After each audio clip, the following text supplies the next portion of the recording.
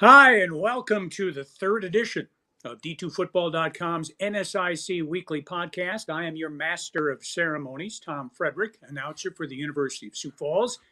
The featured attraction, the man in black. This guy lives and breathes small college football. He is D2's Northern Sun Conference columnist, Matt Witwicky. We're off and running, my friend. College football in full swing.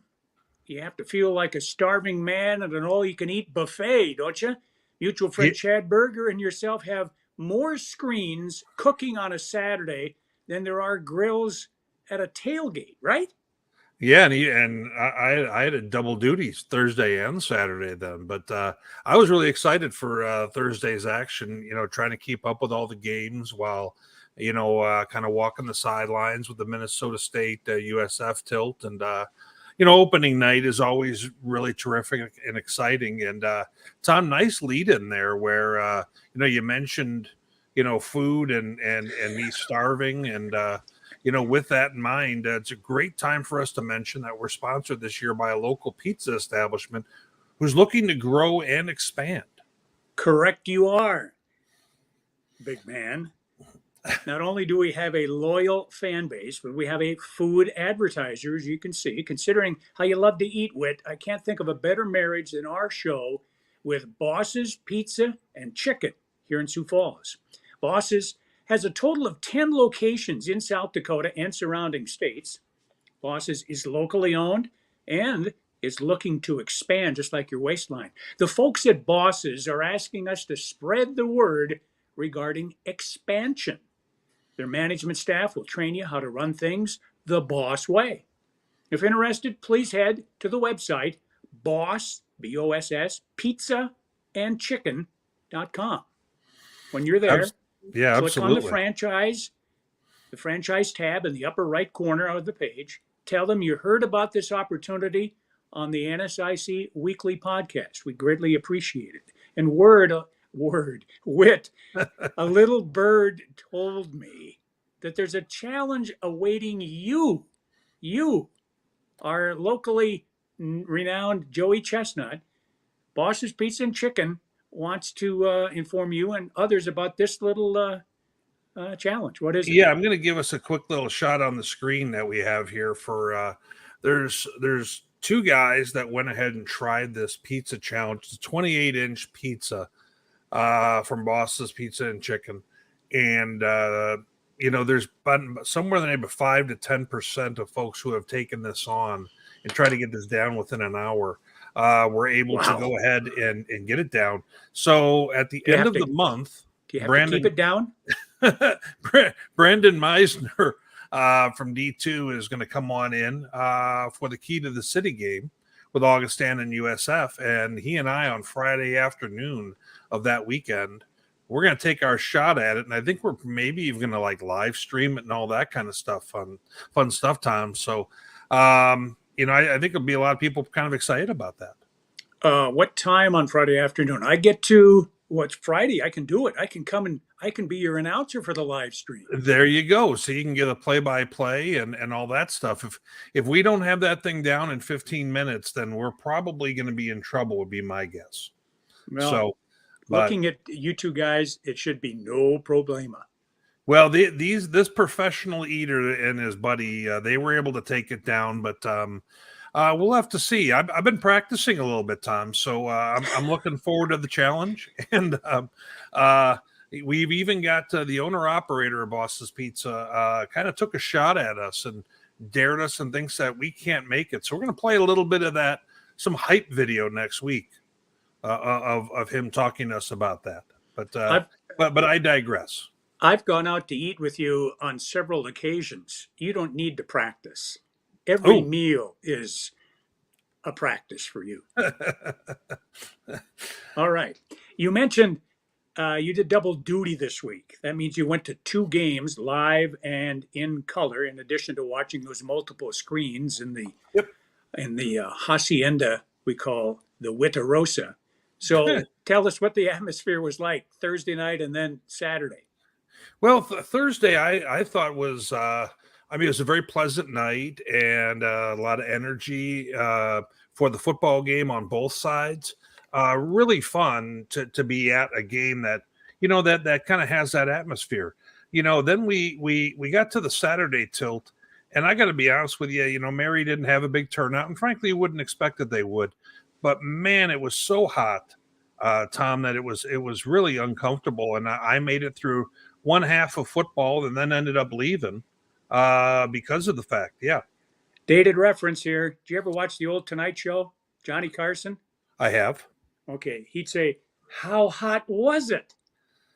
Yeah, well, it was hot. Well, I don't have something teed up for that, my friend. But yeah. So essentially, with this, I did find a little bit of solace in the Mary sideline with the tents that they had here.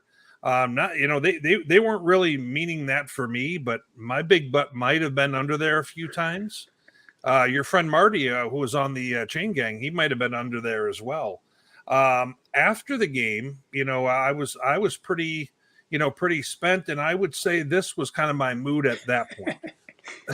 Marty told me it was 112 degrees on the field, and they had Yes. ice towels for them. They gave him hats, and he would dip his hat in ice cold water, put it on his head. He looked like a drunken sailor on the sideline, but he felt comfortable, or more Yeah. comfortable than without it. Yeah, this was my mood when it was halftime and I had to go up the stairs to leave. I was feeling like this. So That's because you take part in too many Boss's Pizza challenges. maybe, but in any event, no, a fun weekend of football, and I'll do it every time. All righty. The NSIC once again citing individuals for their performances on the field each week, offense, defense, and special teams. And for game one, there were several offensive players worthy of honoring, but the young man who brought home the hardware, the bacon, MSU Mankato running back Sheen Butler Lawson, a junior from Augusta, Georgia. The Missouri Western transfer touched the ball just 9 times. 9 is all. Yet Yeah. he picked up 221 yards, and he scored 4 times. Runs of 14, 34, 37, and 67 yards. Runs where he was pretty much untouched, I might add. Mavs, as a team, toted the football for more than 460 yards in that 54-28 win on the road at USF. Yeah, just when he came, he sat out the first half. Then when he came on in, he just had a little different electricity to him running the football, Tom. Just all kinds of moves, and he and I chatted a little bit after the game, and he had kind of mentioned that he had done quite a bit of training, to kind of work on his quickness and things like that. And I think you can see some of that really paying off. He's a different type of running back than what they had before COVID, who was a longtime bell cow back, and Nate Gunn. Nate Gunn, real good between the tackles guy, and I think Butler Lawson gives him a little bit of a home run threat. That maybe Gunn didn't have, and that's makes them real interesting if the Mavs can have that along with the ground and pound that they have. You had a chance to speak with him. Did you happen to ask why he sat out the first half? I did not. No. Basically, he and I just chatted real briefly, and kind of congratulated him on a good performance. All right, fair enough. Defensively, SMSU defensive back Hunter Bohannon earned the accolades for game one. The junior hails from Del Mar, California. Hunter Bohannon had 3 tackles, 2 forced fumbles, 1 fumble recovery, and a pass breakup as the Mustangs rallied from a 17-0 hole up at Minot to get the win over the Beavers.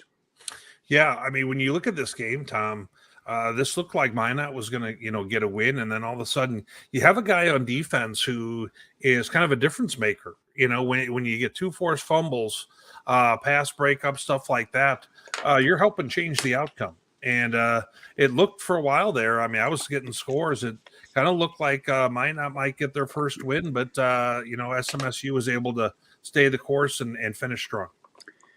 And finally, on special teams, man gets the game one salute.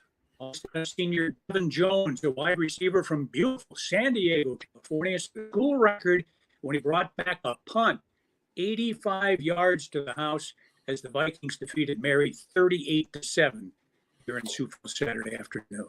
Yeah, it's watching Augustana and seeing all the riches they have at the wideout position. And I mean, they've just got personnel other teams in the league really wish they had. And then Jones gets a chance to hit you in the punt return game, and very patient guy, just a veteran player, and he kind of helped them separate in the second half with that return. All right. Salute to all three of our honorees, Sheen Butler Lawson, Hunter Bohannon, Devin Jones. What do you say we do a quick recap of week one now? Sound okay to you, Whit? Absolutely. All right. And keep in mind, you're not getting paid by the word. Brevity is next to godliness or something like that. Thursday, August 31st contests are up first. All right, we have caught up on the screen in a battle between the Great Lakes Intercollegiate Athletic Conference, the GLIAC, and the Northern Sun. Saginaw Valley State got the better of Winona State, 34-24. On the road, the Warriors got off to a slow start. They were down 27-0 just before half. They were able to cut the lead, got it to within 2 scores, but that's as close as WSU could get. Yeah, you take a look, Tom, as you mentioned, they kind of got punched in the mouth right at the get-go there, and or almost didn't score until right before half. And then you take a look at there's a big stat here that really jumped out to me: 406 yards rushing to 57. Oh, yeah. And they weren't exactly the best ground and pound team. The Cardinals weren't coming into this, so they kind of went with this and stuck with it. And then you go ahead and you take a look at how did they do throwing the ball, Winona, and Cole Stenstrom got the start. Basically played pretty much the whole game here. 16-37 for 160 is not going to cut it for them. They're going to need to be more efficient. 2 picks, 2 scores. And he was not able to get things going in the running game. I thought maybe that would happen. But he wasn't able to really get yards that way either. So, you take a look at this and, the fact that they also had Ty Gavin pretty tied up there, 10 rushes, ends up having net 14 yards. So a lot of what they needed to be able to do successfully to really battle in this ball game didn't work out for them on the offensive end. Now, we do have a guy here that I do want to check in with that you're very familiar with. Their top defender, Clay Schaffner. Schaffner 14, stops in this one, 1 tackle for loss, but it just wasn't enough. And Winona's now, dating back to last year, kind of been on a little bit of a slide, and they're going to need to kind of get themselves back in their winning ways. Otherwise, this is not a good direction. They've had some 3 straight tough outings. I think that might change this week, but we'll talk about that in a little bit. Minnesota State Mankato next. The Mavericks spanked Sioux Falls 54-28 in the game that I broadcast. Yep. The Mavs controlled that thing all night long. But for the first 30 minutes, you got to say it was competitive, primarily because MSU turned it over twice in the opening 30 minutes. Cato did lead 20-13 at the half, but the second half belonged to the Minnesotans, especially the guy we talked about earlier, Sheen Butler Lawson. He didn't make an appearance until the third quarter. He played 19 minutes the entire game, period. What he did to the Cougars reminded me of what USF's Landon Freeman put on the Mavs in 2021. They ran wild. They ran wild. SBL averaged 24 yards a carry, gaining more than 200 on the ground, scoring the 4 touchdowns, as I mentioned earlier. Christian Vassar also ran for more than 100 yards, and Tony Anger chewed up the yardage on the ground as well. 600-plus yards total offense for Minnesota State. Cougars' inexperience was exposed Thursday night. This is a very, very young team, just 4 guys in their final season of eligibility. Sophomore quarterback Camden Dean, who followed Coach Glagowski from Mankato to USF, paced the offense. He threw for a score, ran for a score. Defensively, redshirt freshman linebacker Matt Gehring, another MSU transfer, and sophomore safety Eli Schlongen led with 10 tackles each. But when your back half is doing all the heavy lifting, it doesn't bode well. I Yeah, think the USF offense is going to be fine, Whit, but it's the defense that needs to find its footing in order for this season to be a success. yeah, Tom, if you were going to tell me that Hayden Eckern wasn't really going to have to do very much in this game for them to win, I would have probably disagreed on that take. And you take a look here. I mean, Hayden Eckern didn't even have a carry. Okay. Have to. And remember last time these two met, Hayden Eckern was a big difference maker in some of the plays he was able to make with his feet, especially around the end zone. But they were able to move the line of scrimmage in such a way where that wasn't needed. And so, Eckern kind of had a casual day at the office, while the other guys that you mentioned really, they got into that next level a little bit too easy at times. And then the Cougars just didn't come up and tackle.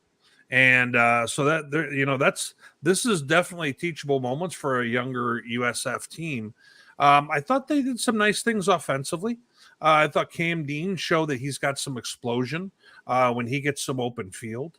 I thought that they did some nice things in the passing game. But, USF got a little dinged up, and they're going to now need to really, kind of improve on their rush defense, I think, right out of the gate. Otherwise, you're going to have teams who are going to look to try and do that same thing.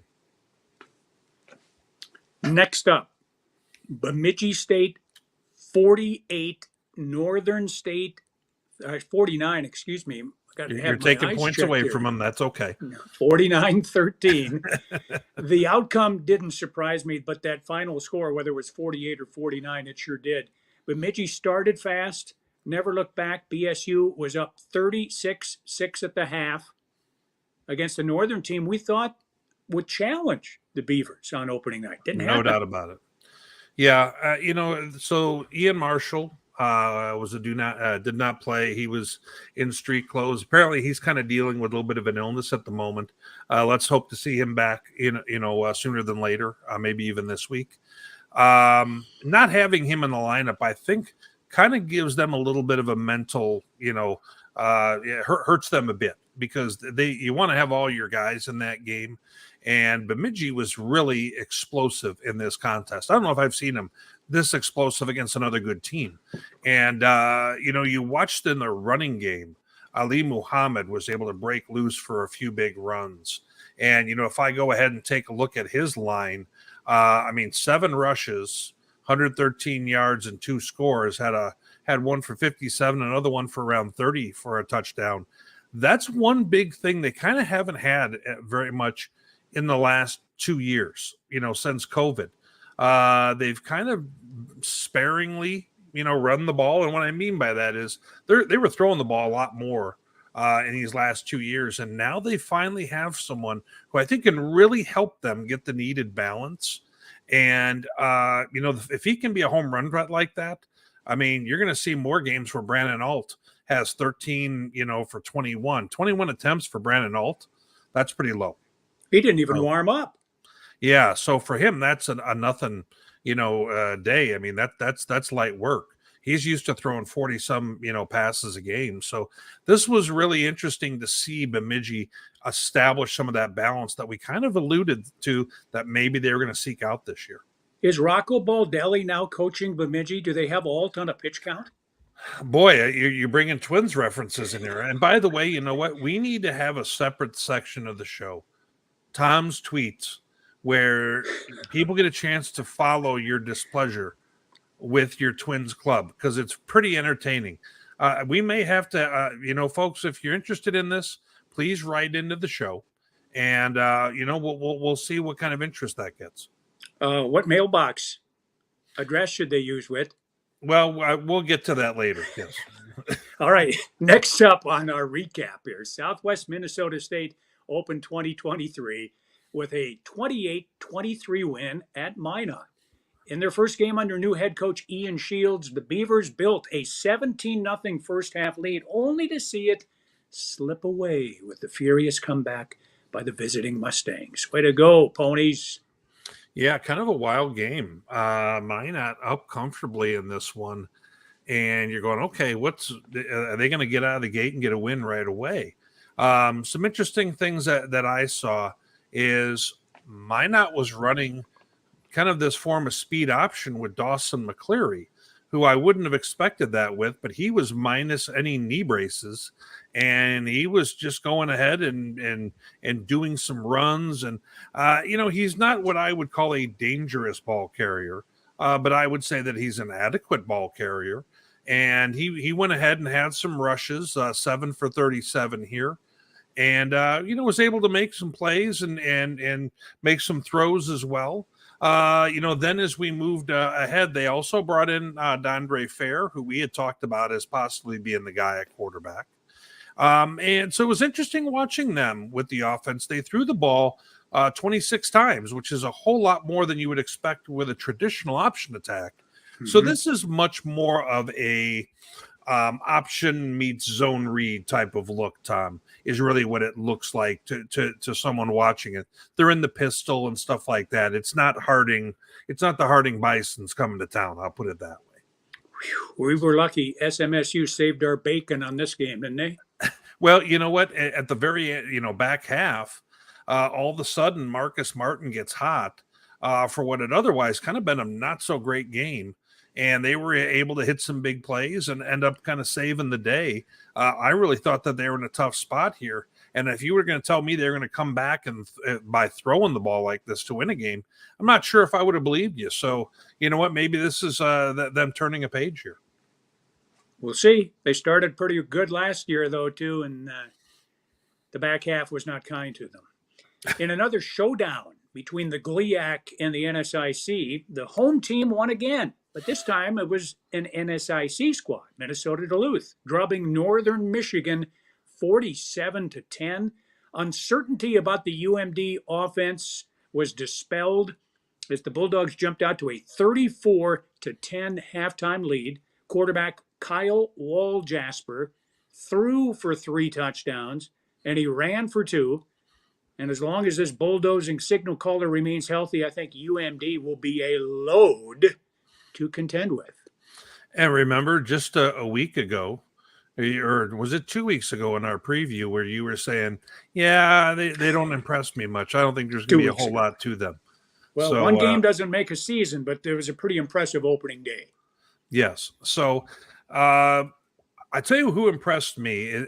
First off, Kyle Walljasper, when he turns the corner and he starts getting upfield, look out. He is a handful. So he's going to be, and they had a whole thing on their broadcast about how he doesn't want to slide. He says he's not a baseball player, doesn't want to slide. So, cue the music for the quarterback depth. But if he goes down, this whole thing might change in a hurry. But I tell you who really impressed me on their squad is you take a look at, as we kind of move down the page here, Sam Pitts, tight end, who was, I believe, number 88 a year ago, is now number 0 for those who will be learning the 2 deep in a week. That's Tom. Me. That's me. Sam Pitts is 6'6", 245, and reminds me a lot of a taller version of Shane Zylstra, that type of player. Now, I'm not sure necessarily if he's the route runner and everything else. I mean, he's a tight end. But at the same time, I think he's going to be a guy that we're going to be seeing them utilize a fair amount. And then, look, there's another Ogile on the way. You see that there? Nick Ogile? Yeah. So I'm sure you'll be learning more about these names next week when the Cougars have a chance to go make a trip up there. But I tell you, they had an awfully impressive first week here in a game that I thought might be a little bit closer. I don't know if in the broadcast I'm going to compare Pitts to Zylstra, because Zylstra at Mankato was a wide receiver and could stretch the field at that time. He turned into a tight end in the NFL at the next level, right? Yep. All right, our next game to discuss. Wayne State 31, Minnesota State Moorhead 23. Despite losing their All-American linebacker Alex Kowalczyk for the season just before the opener, the Wildcats controlled this game at home against a Moorhead team that apparently can throw the pigskin but can't run the football. Negative rushing yardage for the Dragons, that's not going to bode well over the course of a season. Well, to be really honest, they use so much of the bubble screen and the swing passes truly as their running game. Right. They ran the ball 13 times in this contest, which if you run the ball 13 times and you throw it 58, then at that point you're running the ball as a complete change of pace is really what you're really, that because you're throwing the ball. I mean, their first drive, it was like pass left, pass right, pass left, and a bunch of short stuff because, Wayne was giving them some of that stuff. And, you take a look, 58 attempts here, but with 42 of 58, if you can be that efficient, why not throw the football, right? But, Moorhead played very well in this game. I mean, they were kind of down 2 scores, a large portion of it, but that's a big ask to win at Wayne. We're talking about how good a squad Wayne is, but don't forget a week ago, who's the one who said that Moorhead can hang with this team and keep it close? I remember. Does anyone else remember? Jeez, why don't you pat yourself on the back while you're at it? Yep, absolutely. Now, if you take a look at the stats, go back to that if you would. Look at what Gage Florence did. Yeah. And so right, let's go. Gage Florence caught a whole lot of footballs in this contest. But not for a lot of yards. So it is sort of like him running the ball as opposed to, stretching the field. Yeah. 15 for 90. Exactly 6 yards right. a catch. Yep. Absolutely right. But for those who have Gage Florence in their fantasy league, they get 1 point every time he catches the football, Tom. So don't lose track of that. Now, who plays D2 fantasy football for crying out loud? Well, I got roped into it, but we don't have the time. It's not the time or the place for that, but we will bring that up another time. And maybe I even have a few Northern Sun players that are on my team. Well, I'm surprised. I would be surprised if you didn't. In the third non-conference tilt of opening weekend, the NSIC got the better of the Great Lakes Valley Conference, the GLVC, as Concordia St. Paul easily handled Upper Iowa 43-20. After hearing our guest a week ago, Chad Courier, say this game wasn't one that grabbed his interest, the Golden Bears of Concordia put their best foot forward. They treated the former NSIC member Peacocks unkindly in a one-sided affair. Whit, are the Bears back? Are your Bears back? My Chicago Bears? No, they were horrible last year. And I don't trust Justin Fields either. But no, I'm kind of like, clearly it's stock up, right? Yeah. I kind of have 1 foot in the bucket of maybe they're going to surprise some people this year, Tom. Jalen Richardson, we kind of talked about him. You want to talk about having a nice game. He had 2 touchdowns, 108 yards rushing, and caught 2 balls, 34 yards a tud. So talk about fantasy value. There you have it. Now, if we go ahead and we take a look at the rest, Connor Quartz, very efficient, 21-30, 191, 2 touchdowns, no picks. I've never really wanted to say that Concordia was truly kind of in, for lack of better terms, the basement of the Northern Sun. I always felt that they were kind of a step above that, Tom, and I think that they've had some years where they've shown that. Just the last 2 seasons, I think are a little bit of a direction that they, that they couldn't help from having. It just kind of happened with them after COVID. But don't be surprised if they get somebody this year that maybe we didn't expect. Don't flip off this page too quickly here. Yeah. The Connor Quartz or the Daryl Overstreet lines there, I wish on this box score they would include the percentage of what his completions were. And then if you scroll down to the rushing, I have a bone to pick here too. Look at Jalen Richardson, 16 carries, 108 yards. He lost 9. His net was 108. Well, that shouldn't be. He must have had 117. He lost 9 and a net of 108. They got to fix that computer program. Don't you agree? Yes, I didn't realize this was going to be a big point of contention with you, but apparently is. I like to rant. You know that. So for Nick at the league office, Nick, that was Tom Frederick that you would like to get a hold of. Just putting that out there. He's got my email. And last but not least, in the only Saturday contest of week 1, Augustana gave new Mary head coach Shane Schillinger a harsh welcome. The Vikings mashed the Marauders 38-7 in the heat at Kirkby Over.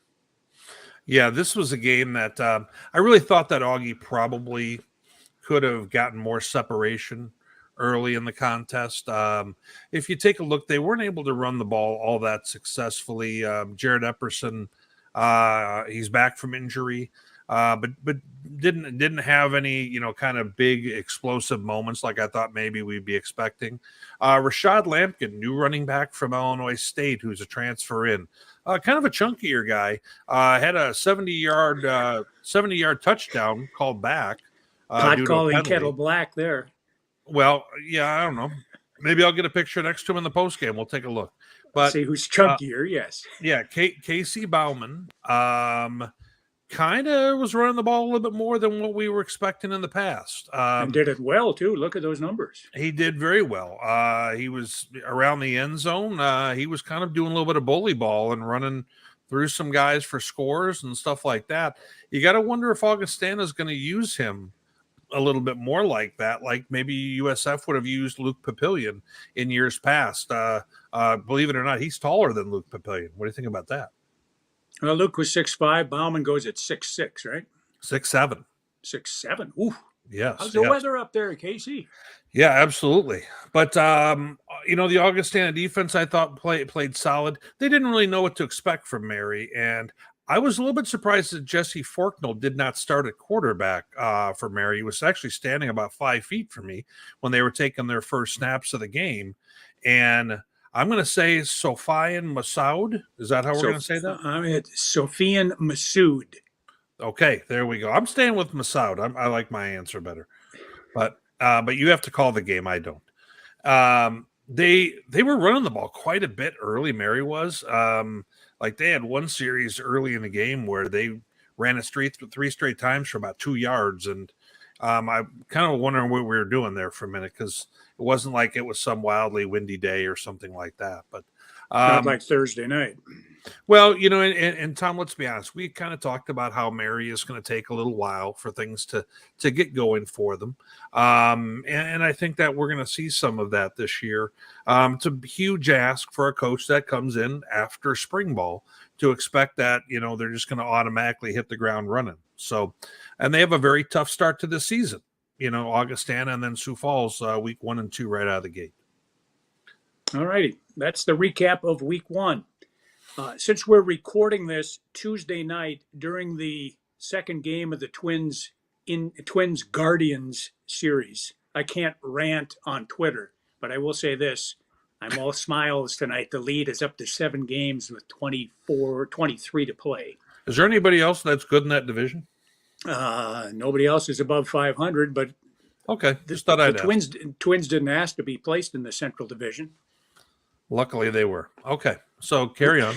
Let's look ahead to games this coming week. All right. Saturday, September 9th, with Massey computer rankings providing the point spread for an extra level of entertainment and enjoyment. Here we go. Well, we're always about that extra level of entertainment for our viewers. So you got it. Minot State at Minnesota State Moorhead. Massey has the Dragons, a 17-point favorite, and that sounds about right to this old man. Not so fast, my friend. You were touting Moorhead earlier. Well, hold on. Let's not forget about the fact that I almost took mine out a week ago, and remember you were darting me all over the place about that pick, and they almost pulled it off. Now that said, they've got some good DBs on Minot. Okay, Moorhead wants to throw the ball. So I think Minot can play that game a little bit. I like him to stay close. I do have Moorhead winning. So if this was a Vegas line, I would take Minot in the points all day long. Okay. How much would you spend? Don't answer that question. Don't answer that question. Next up, Augustana is at Chadron State College, not university, but Chadron State College of the Rocky Mountain Athletic Conference. Massey has the Eagles at home, an 11-point dog. I've got the Vikings picking up a roadie in this one, so Massey's got it right, if you ask me. Yeah, I think so. I think actually Augustana might run away in this game by the second half. Shadron won their first game of the year against Quincy, who is kind of a lower tier GLVC squad. And Shadron won 3 games last year. They've normally been like a 6-5 kind of team over the kind of the last, let's say, 4 or 5 years of play. And I'm just not convinced that by barely beating, and I do mean barely, a 35-34 or something like that, Quincy. I like Augustana to be able to have plenty of offense there. Shadron's defense last year, I want to say, gave up 35 a game or something like that. Don't quote me, but that's somewhere in the neighborhood. I like Augustana to be able to break loose here and win by a healthy number. In another 1:00 game Saturday, Concordia St. Paul at Winona State, where the Warriors are picked by Massey by 3 scores. Now, I don't know if it's going to be that one-sided.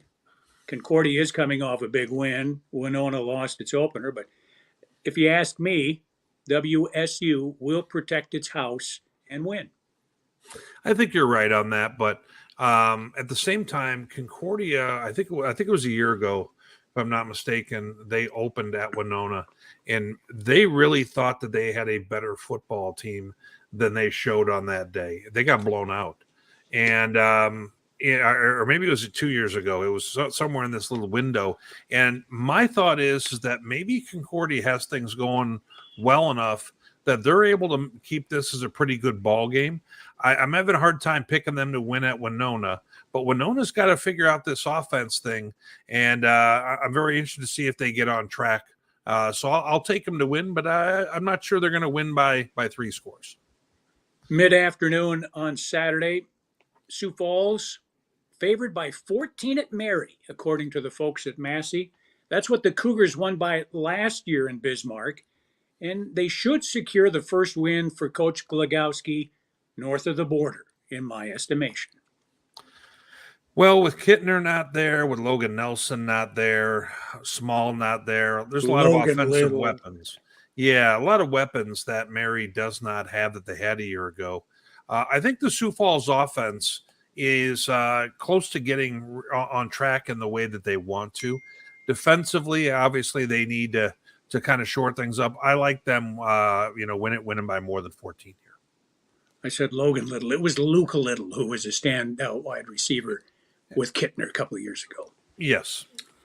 All right. Massey says Bemidji State is a 24-point favorite over Southwest Minnesota State.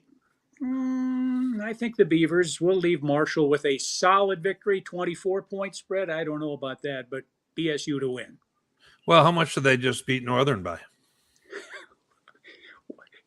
49-13, 36. Yeah. I think Bemidji can win again like that. I think this is a more explosive and dangerous Bemidji team than I've ever seen before. And I'm really curious to see what kind of ceiling they have. Southwest, I think it's going to be physical with them, and we'll slow some things down in the running game. But I like Bemidji kind of, unless they have a big letdown after that Northern game, I like Bemidji rolling here.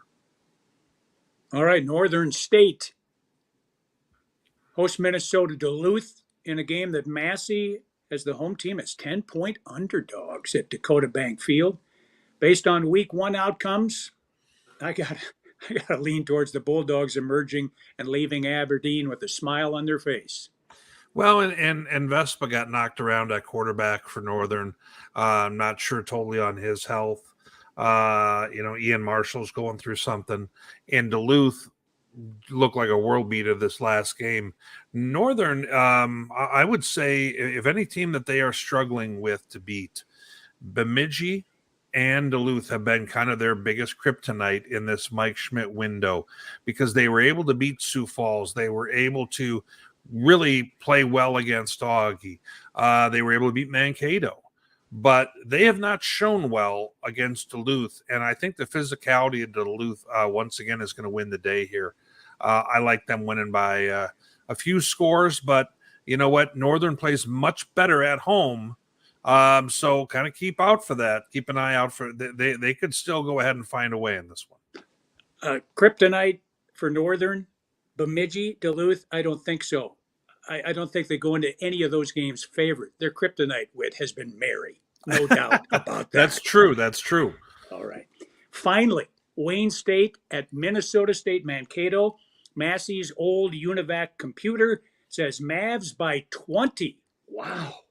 I don't know if they cover, but based on what my eyes saw last week, Cato opens the Blakesley Field portion of their schedule with a dub. Well, last year in the playoffs, there was an outcome that was very similar to that. And Mankato played very well, in week one. Wayne State didn't play, what I would consider great. But the thing is that Wayne State split with them last year, Tom. I think Wayne State is going to stay with them in this game. I think we got a really good football game here. Mm-hmm. I wouldn't be shocked if Wayne State were to escape with a win here, but I am going to go with the Mavs.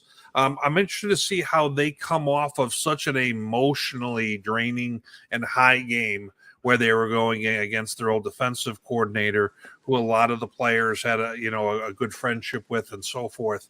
To where they're now going against a team where you don't kind of have that chip in the same way. Yeah, 20 points just seems like too big a spread. Sure, I would agree. All right, did you log how the three of us, you, me, and a dog named Chad Courier, went week one? I want to know who's the better or best handicapper thus far. Yeah, we all went undefeated, 8-0 for the week, and none of the games this week, Tom, had a spread per the computer rankings that was less than 10 points. So, we kind of haven't gotten into maybe the biggest games yet. But I think that Wayne and Mankato one certainly is a feature this week. All right, what do you say we wrap this baby up? Let's conclude episode 3 with another top 5 segment.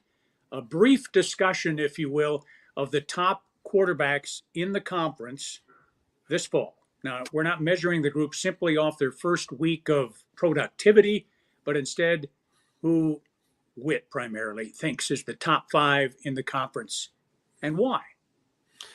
Well, we've talked about Brandon Alt and Nick Bone, those 2, 1, 2, depending on, what you're looking for out of the quarterback.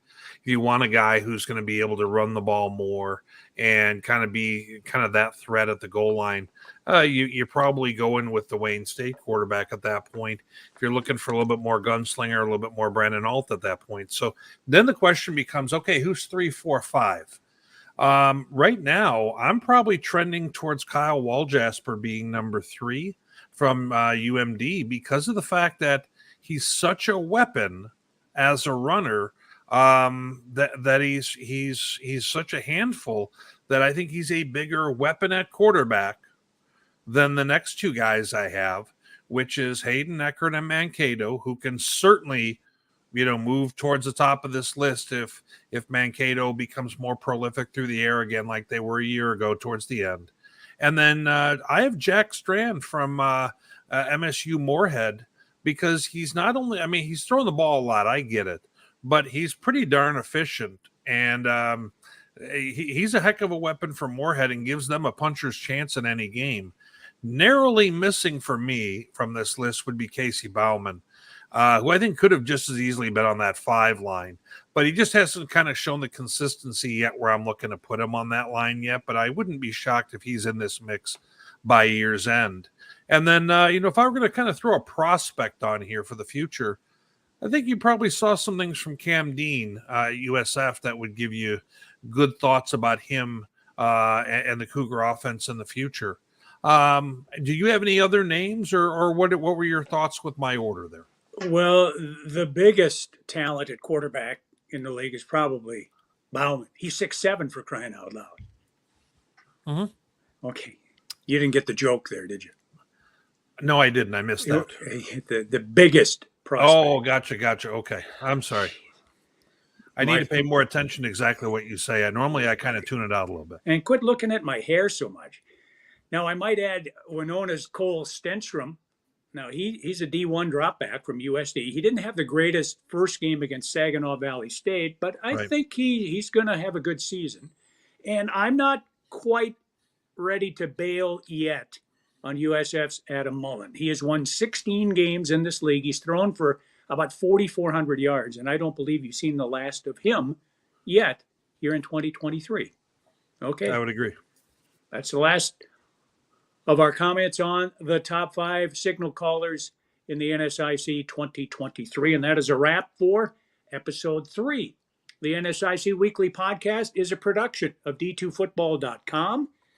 Witt, Brandon Meisner, Chuck Bittner, and many others gather every Sunday night at 7 for a lively discussion of all things D2 on X, which is formerly Twitter. And you can also catch it on YouTube. And be sure to check them out each week. Again, Sunday nights at 7. For Matt Witwicky, say goodnight, Gracie. That's another dated reference. Good night, Gracie. Thank you very much. My name is Tom Frederick. See you again next time on the NSIC Weekly Podcast.